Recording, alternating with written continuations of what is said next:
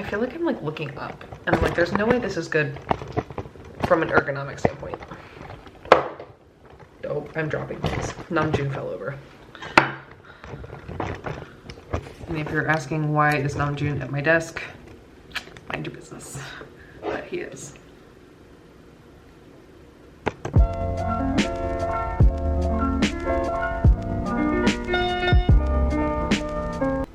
Good morning and welcome! How is everybody doing? It's time for my once a quarter video. Kind of not going by what I'm supposed to for my schedule. I'm just kind of like filming when I actually feel like it, which is never. So it's the end of the year. It is December 31st. It is New Year's Eve. Something very sacred to me, something that means a lot to me, a big passion of mine that I want to start including more in my content, which is music. I'm a music girl, tried to minor in music, sang my whole life. I played piano for like a decade. Music is big part of me. But I wanted to go over my favorite music that came out this year. So much good music came out this year. It was kind of insane. The way everybody talks about 2016 for music, that's how 2024 actually felt. It was beautiful.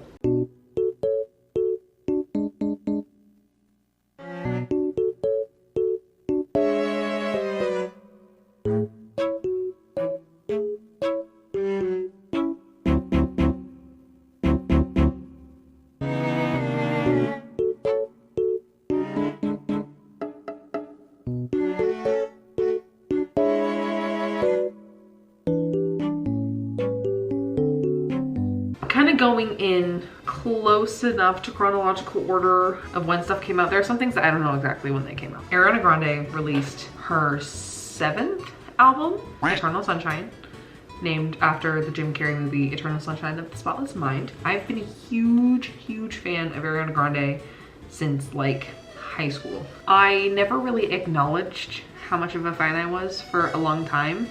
But every single Spotify Wrapped, she was like right there in second place for artists. She was like always like it was always Beyonce for #1, but she was kind of like right there as second. And when Positions came out in 2020, it was like, Eternal Sunshine was absolutely amazing. It was just this beautiful story of questioning the position that you're in and wanting to break free, but also dealing with the emotions and also the consequences. And just this whole hodgepodge of emotions. And I was an absolute puddle after listening to this album for the first time. And this was definitely my most bumped album of 2024. I'm gonna give it probably like a 7.5 to 8 out of 10. Only because, while I do like the sort of like retro-y pop vibes that she had in the album, I do love. I am one of those people who loves R&B Ariana. I super loved what she did do on the album, but I think because I have such a heavy bias, I am including that bias in my rating. The lyricism was insane, and then the deluxe versions she made were insane, and it was just really beautiful. And obviously there's points docked off for the whole situation that she's kind of been in with Bach. It does kind of leave a weird taste when you listen to songs like Yes and, or you know, Boy Is Mine. Like, you're listening to it and you're thinking about it later and you're like, I don't really know how I feel about this anymore. But that album, super good, highly recommend. Live versions also slap. But next up, this one, this was the album that made me know for a fact that my Spotify Wrapped was wrong for this year, because the next one is Algorithm by Lucky Daye. This fucking album was insane. So Lucky Daye is an R&B singer. He's one of the few male singers that I really get into, just because a lot of male singers specifically, I just feel like for a lot of them the bar is not as high. I feel like the theme for this year for everybody's albums was kind of like, fuck genre, you know, just do what sounds good and have fun. Algorithm was no exception.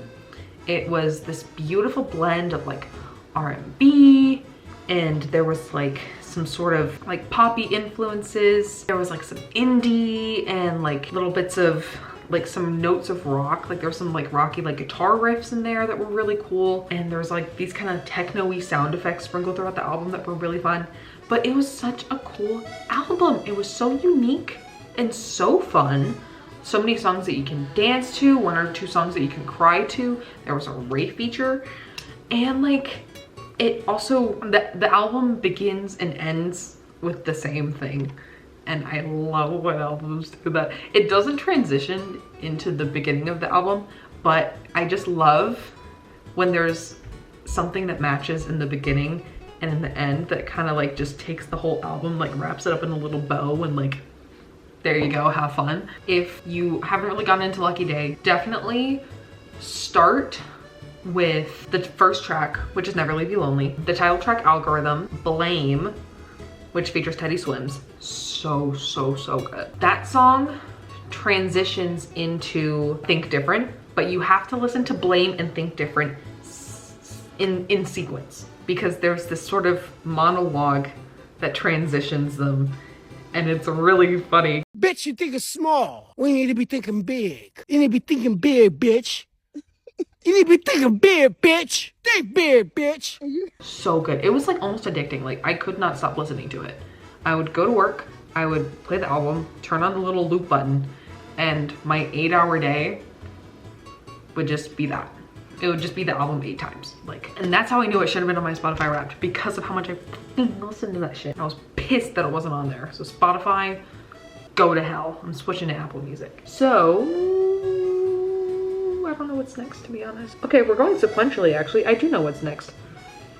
Fucking Cowboy Carter, the album of the year, in my humble opinion. Oh yeah, also Algorithm gets a 9 out of 10. Beyonce's country album. To be frank, anytime Beyonce comes out with an album, I've deemed it a 10 out of 10 even before I was a huge fan. She just continues to do that, and I'm never disappointed. I'm always, in fact, frustrated as to how she does it, because I don't understand it. It was such an interesting take on the genres of like a country and like a Americana folk, and there's like hints of flamenco, bits of hip hop, and there's bits of pop, and there's more like modernized like stadium country in there a little bit too. Like, she took every little bit, she almost like took all the history of the genre and of all the other genres, and to have like Linda Martell on there, to have Dolly on there, she just took every little detail into account about everything. Like, I don't know how the research that this woman has to do to like have all these references in her music is insane. I don't understand it. I really don't. Like, how does she think of this stuff though? I don't get it. Anyway, highlights from this album are Protector. That one made me fucking sob. Definitely Jolene. Daughter's very good because she does the cover of Caro Mio Ben. For those who don't know, Caro Mio Ben is a very popular soprano sonata. I had to perform it a lot in high school. I hated it. I kind of got tired of it. But she did it in a minor key. Caro mio ben, credi mio ben. And oh my god. I was listening to it for the first time. I was like, is that fucking Caro Mio Ben? Like, it's like, ow. I also really enjoyed Spaghetti, especially the ending with Shabuzi. Riverdance and Hands to Heaven. Those two are also insane. No words, really. Especially because during Amen, the American Requiem part of Amen, you can hear all the people who featured in the album in the background vocals as well, which I was like, that's so fucking smart.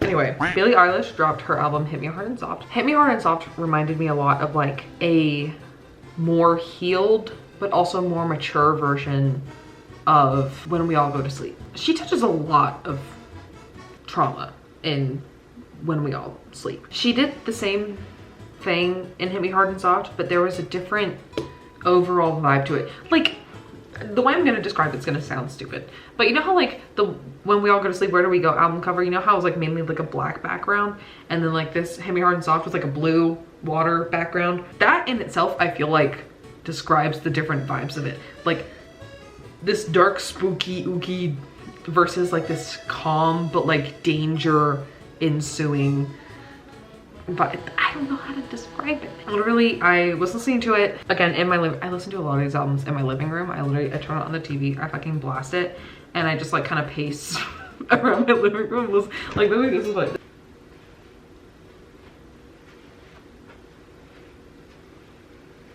That's how I like to listen to albums sometimes, because I don't know what to do. Anyway, Hit Me Hard and Soft. Beautiful, beautiful, beautiful. Listening to it in my living room, cried the first song. Skinny is such an insane song, because Skinny really was, at least the first verse, kind of hit me really hard and soft. The title, look at what I did there. But it actually did hit hella hard, because I've been in that boat of seeing people's love and appreciation for me go up and down with my weight. I've been a lot of different weights in my life. I'm currently at a high I'm coming down from a high right now. But I've been super skinny, I've been bigger, I've been everything in between. And it's really upsetting and disappointing and very demeaning to see people actively like you less when you become larger. It is very real. 90% of people do it a little bit, even if they don't intend to. And it's really hard to find people that don't.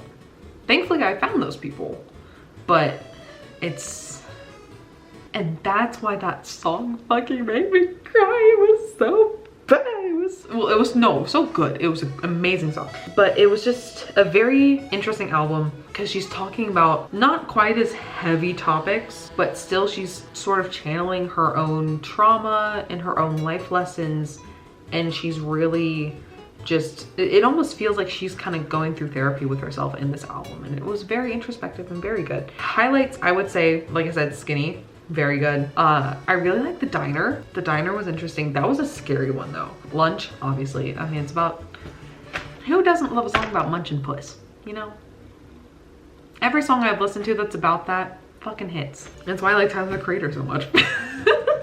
And then The Greatest was also insanely good. The vocals, the feeling, the emotion, pain, oh my god, it was so amazing. Bumped that album for quite a bit. Billy's vocals have just, it's amazing to see them grow over the years, how she's getting into belting territory now. I really, really love to see it. And I'm glad to see what she does next, because she's also one of those artists where everything she does gets better.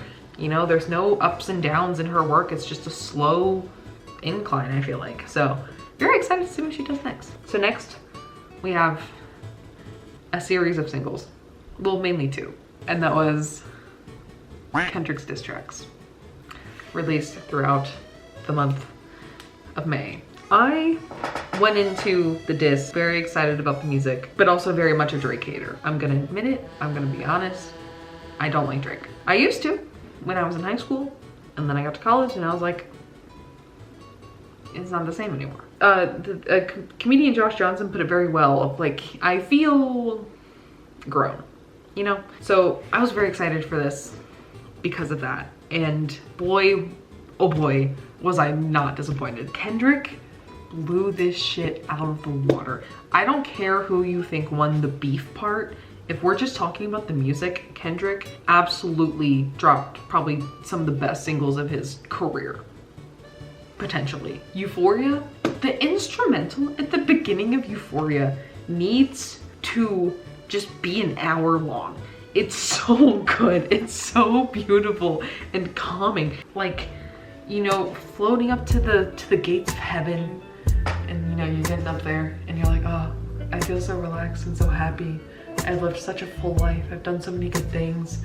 And then you get up there, and then whoever's at the guard, whatever biblically accurate angel is up there, and they're like, fuck you, bro. And then that's the rest of the song. It's like, and the person floating up to heaven was Drake. You get this calm and serenity just to be followed by, oh shit. Also, cowbell and a beat, crazy. I hate you, I hate you, I hate you. You don't take care of your son. You're a bad dad. I don't like when you say certain words. Like, he went in. What are those fish? They have anglerfish, where they have the little like beautiful light And then you're like going to a ceiling, you're like, oh, it's so pretty, and then chop. And also Not Like Us was very good. Funny enough, Not Like Us was the favorite initially, but as I go back and I re-listen through everything, Euphoria is definitely my favorite now. But the other two songs were also good. Meet the Grams, scary. Like, I'm very interested to look at it chord-wise from like a music theory perspective, because it just, ooh, I don't even know. It kind of felt like one of those songs that if had been made in like the 1600s, the person would have gotten like murdered for witchcraft. Like, that's how it felt, but like a 2024 version of that feeling. But now it's like this I felt like a portal to hell was like opening up next to me while I was listening to Meet the Grams. It was very spooky, especially at the end where he's like, you lied, you lied. For all that stuff, I give 8.5 out of 10 because there were a few things I think sort of took me out of it. Like, the whole daughter thing kind of confused me. I'm sure he probably does have a daughter somewhere that he isn't taking care of. It wouldn't surprise me. And just like the whole thing of bringing up stuff that is very illegal into rap beef does kind of make it scary. Okay, so Megan dropped 2 albums this year, technically. She dropped Megan, and then she dropped Megan Act 2. I have been a longtime fan of Megan Thee Stallion since, not OG. I don't think I'm an OG fan, but I have been a fan since like Tina Snow, Big Ol' Freak era. You know, Freak Nasty, all that stuff. I love that she just exudes confidence. Everything I listen to by her makes me feel like a bad bitch, even if I look in the mirror and I look like the fucking gremlin thing from Lord of the Rings. Even if I look like that, I listen to her song and I'm like, I'm hot as shit. I don't care what anyone says. And so have loved her for a long time. Megan, very good album. Highlights from the first part of the album is definitely Miami Blue, Mamamushi, Otaku Hot Girl, Boa, and Cobra. Second part, highlights are definitely Bigger in Texas, Bourbon, Fell in Love, Motion, and Never Play with RM. With this guy. This guy slayed. The way she handles everything with so much grace, because she's been through so much, and to still be able to release music that's like, hey, listen, I just want to have a good time. And if people don't want that, karma's gonna get them. Words to live by. Always stay graceful. Best revenge is your paper.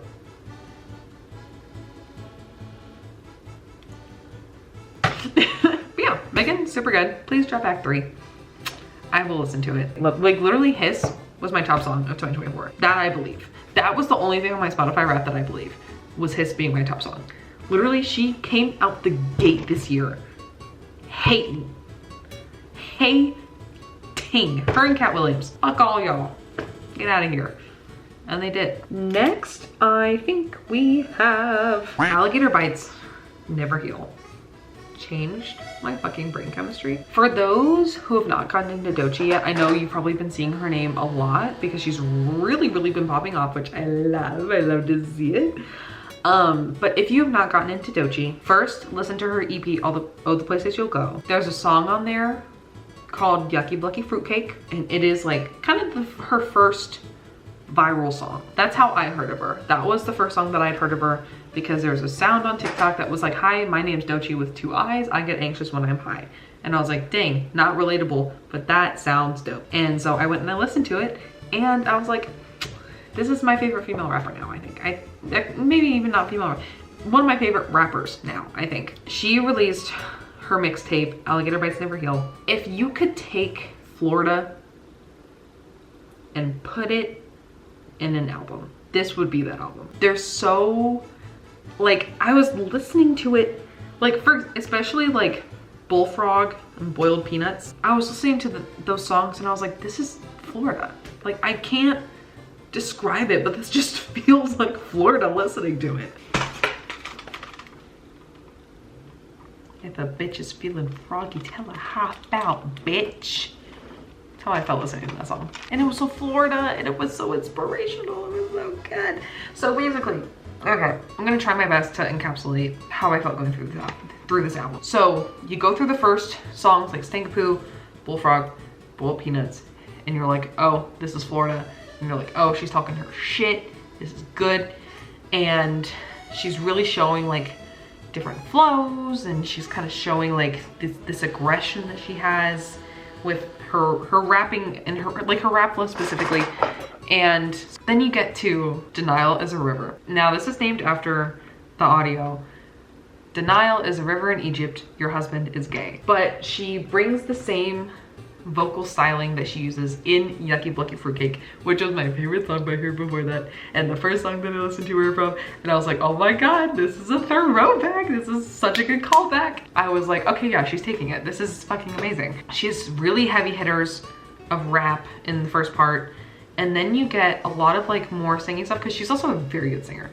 So then you have these more singing songs, and you have stuff like Hide and Seek, which is like these beautiful harmonies in the background, and then you have this like kind of slow rap in the second verse that's very just like mellow and, you know, just very chill. And you have Bloom. The vocal modulations in her singing in that song were just so beautiful. The production, amazing. And then you go into boom bap, and we're back in the rap shit now. We're on boom bap. We're on Nissan Altima, which if you haven't seen that, how it was so viral. And you get Beverly Hills, Fireflies. Fireflies was so good. Fireflies is kind of freaky, but it's really good. And Beverly Hills, it's the same sort of kind of inspirational song, talking about like kind of the ups and downs of being famous.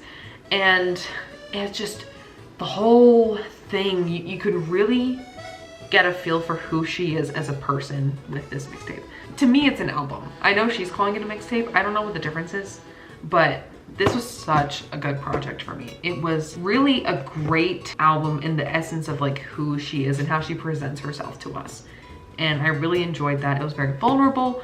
The production was insane. So many different stylings and everything. Her flows, her harmonies, her voice, and her just the essence that she put in this album was absolutely insane. So 10 out of 10. Highlights: Bullfrog, Denial is a River, Nissan Altima, Wait, and Beverly Hills. Oh my god, I only have 2 left. Okay, so for those of you who grew up watching Nickelodeon, I was a Nickelodeon kid, which does in fact mean I'm insufferable. That is correct. I was shoving SpongeBob in my brain the way RFK shoves worms in his brain. If you did, you would know of a little show called Victorious.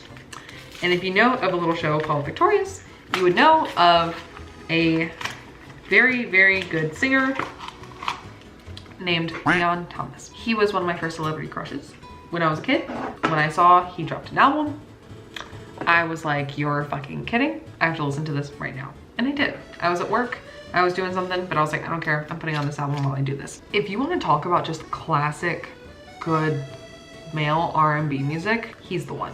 And I do love all the cool genre bending and all that stuff, but it didn't do all that. It was just a straight up R&B album. And I really appreciated that. It was super fucking good. His vocals, oh my God. Like, we all knew he was a super good singer before this because of Victorious. One thing though that I was not expecting was like Ty Dolla $ign level runs, if not better than Ty Dolla $ign. Incredible freaky deaky lyrics, which is one of the staples of R&B, is freaky deaky lyrics. Every song on the album, the vocals and the beat were just the highlights. It was just amazing. The features went hard, his vocals went hard. I was listening to it and I was like, oh my God, I could never play this around my parents, but like, it's so good. Highlights from that song, from that album: Safe Place, Vibes Don't Lie, Lucid Dreams featuring Masego, Yes It Is, that's the yeah. Answer Your Phone. Mutt was stuck in my head for like a month. Literally, I would go into work and be like, that's it, baby, I'm a dog, I'm a mutt. Like, it just was like an earworm. It was just in there. 8 out of 10. Again, can't play it around a lot of people because it's very freaky deaky. Hard topic change. I got a little photo printer for my journaling. I'm impatient, so I decided to start opening it now, even though I'm literally doing something. And now we're on to the last 2 albums. I'm just gonna kind of do these as one because I think these 2 albums are a good summary of just how good the music this year was. And that is, I said earlier, 2 of my favorite rappers, Kendrick and Tyler.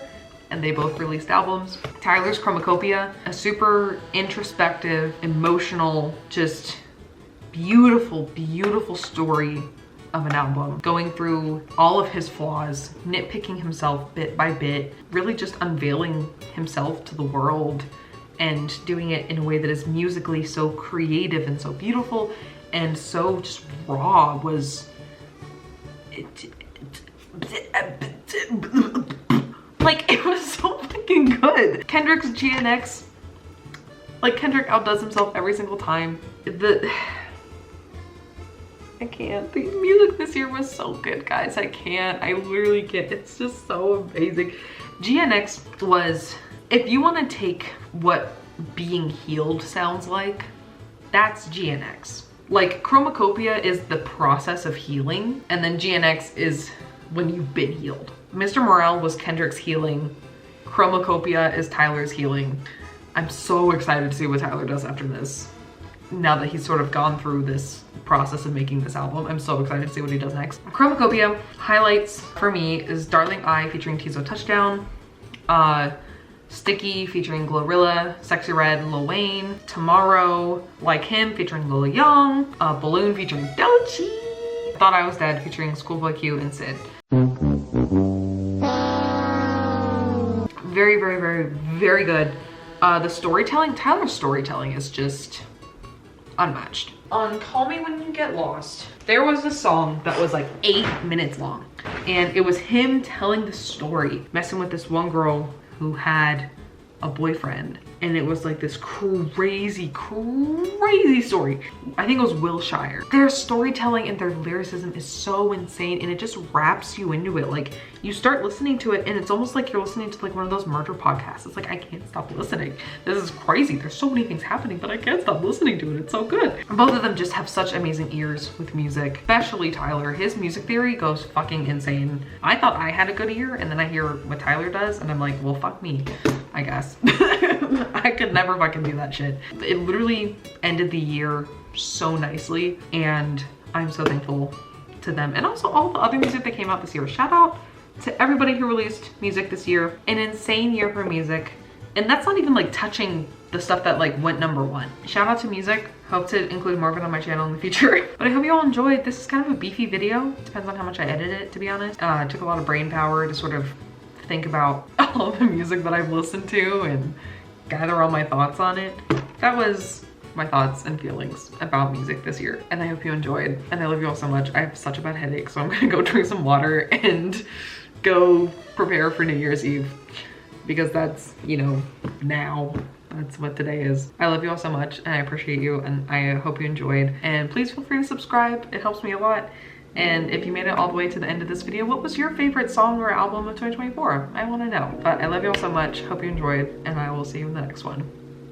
Goodbye, lovelies.